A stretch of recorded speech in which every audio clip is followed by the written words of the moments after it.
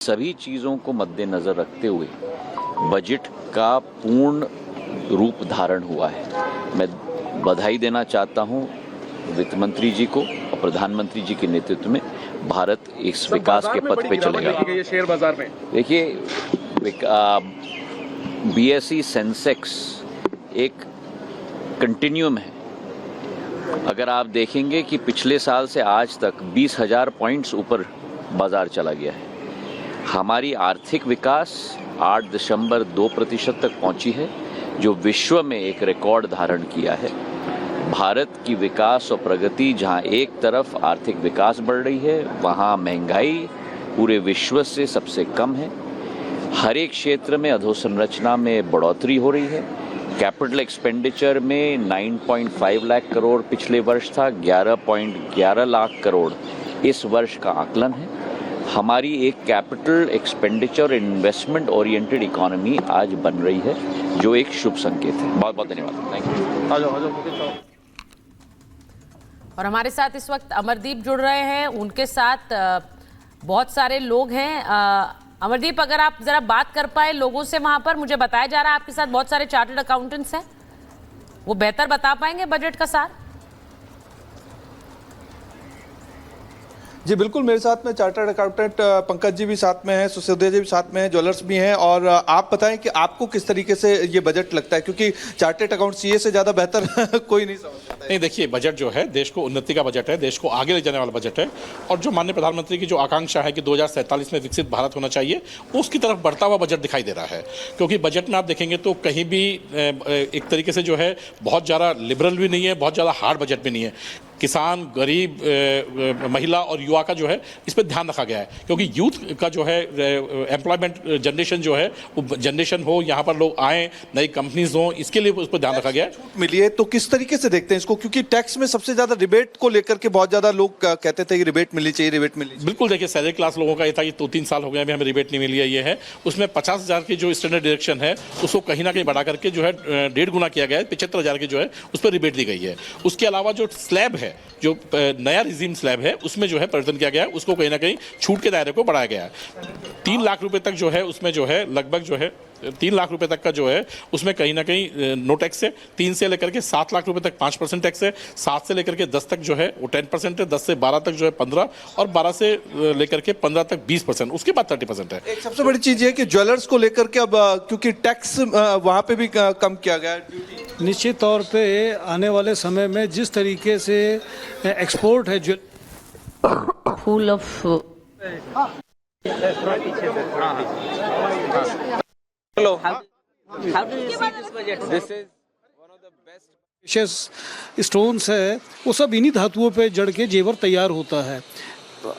International market jewellery का कारोबार है, आपको जयपुर में सबसे ज्यादा ज्वेलर्स है, तो आपको क्या लगता है कितना बड़ा बेनिफिट मिलने वाला है? बहुत बड़ा बेनिफिट मिलेगा। आज 6% अगर सोने के अंदर रिबेट, जिसमें 100-200 रुपए के ऊपर नीचे के अंदर करोड़ों लाखों रुपए का नुकसान है, नफा होता है जनरली, लेकिन 6% अगर एक्साइज ड्यूटी के अंदर अगर रिबेट मिलती है तो ये सारे 2 करोड़ की देश की जनता प्रत्यक्ष अप्रत्यक्ष रूप से इस ज्वेलरी इंडस्ट्री से जुड़ी हुई है।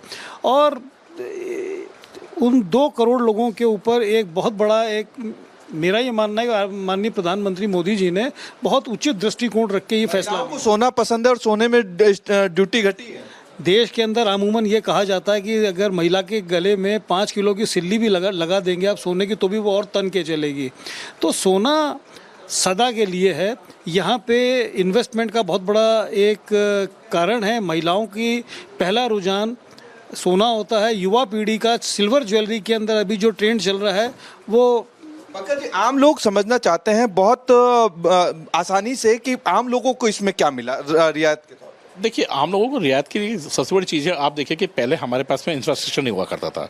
और जो सबसे बड़ी प्रधानमंत्री बार बार कहते हैं कि भाई जो किसान है उसको इंफ्रास्ट्रक्चर की आवश्यकता है। तो आज आप देखिए कि यदि आपकी 250 किलोमीटर से दूर से भी यदि आपको डेली यूज की सब्जी आनी है या यूजेबल सामान आना है, तो आप देखिए कि 8 से 9 घंटे के अंदर जो है 7-8 घंटे के अंदर 500-700 किलोमीटर आ सकता है। 2.5 घंटे का रास्ता तो 250 किलोमीटर का रास्ता तो आजकल 2.5 घंटे का रास्ता हो गया है। और चाहे बड़े हों, कितने भी कैपेसिटी हो, तो ये जो चीज़ लगातार आपको दिखाई दे रही है, क्योंकि कैपेक्स के ऊपर आप सबसे बड़ा देखिए कि 11.11 राज्य का रुख सबसे करेंगे। बड़ी बात है कि जो सरकार का लक्ष्य है विकसित राष्ट्र बनाने के लिए 2047 तक, अगर हम उसकी बात करें तो बिहार लगातार उसको पीछे घसीटता है। बिहार जैसे राज्य या फिर जो नए राज्य हैं जिनमें बहुत पोटेंशियल है, आंध्र प्रदेश जो है एक तरह से नया राज्य इसलिए कह रहा हूं क्योंकि बंटवारे के बाद एक बिल्कुल लेकर बढ़ाए कि हम साथ हैं, तो उसके लिए हम बहुत बहुत शुक्रिया लेकिन दें। जिस तरीके से ऑपोजिशन कह रहा है कि कुर्सी बचाओ, अरे ये बजट है, अपने ऑपोजिशन करने के हाँ, लिए तो किया जाए, ऑपोजिशन नाम को हाँ। क्लैरिटी मेंटेन करना पड़ेगा। मैं कल तक देख रहा हूँ, कल तक उनको बोलते हैं कि तेलुगु देशम कुछ मांग नहीं रही, तेलुगु देशम कहीं पर कुछ बोलती नहीं है, तेलुगु देशम को आंध्रा के लिए कुछ पूछना नहीं है।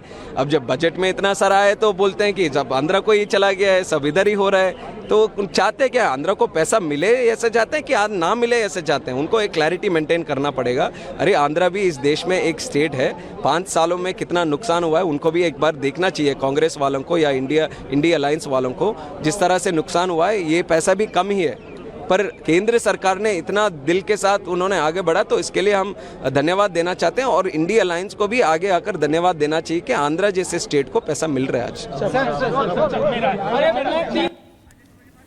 तो इंडिया अलायंस को भी अब प्रतिक्रियाएं देखिए इस पर आ रही है कि किस तरह का ये बजट रहा, और आंध्र प्रदेश को अगर मिला है तो इसका स्वागत INDIA को भी करना चाहिए, उस अलायंस को भी करना चाहिए। हम यहाँ पर मेहमानों से तो जान ही रहे हैं, लेकिन एक बार अजय दुबे का रुख करते हैं और वहां पर जो लोग उनके साथ हैं, क्या उनकी उम्मीदों पर खरा उतरा है ये बजट? कितने नंबर दे रहे हैं जो लोग आपके साथ इस वक्त वहां पर हैं? गुणा भाग कर लिया है क्या उन्होंने? बिल्कुल आपका सवाल लेकर मैं सीधे लोगों के बीच जाता हूं, और ये सामान्य लोग नहीं है, ये उत्तर प्रदेश की अर्थव्यवस्था में बड़ा योगदान देने वाले उद्योगपति हैं। मैम ये बताइए, इस बजट से क्या कैच लिया आपने? ओवरऑल बजट अच्छा बजट है। It is a very balanced and a comprehensive budget.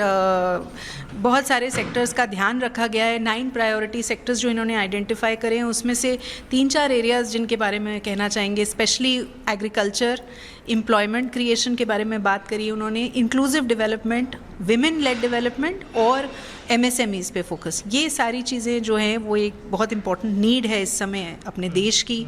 और हम जो ये विकसित भारत की बात करते हैं, कितने नंबर देंगे आप? कितने नंबर देते हैं इस बजट को आप?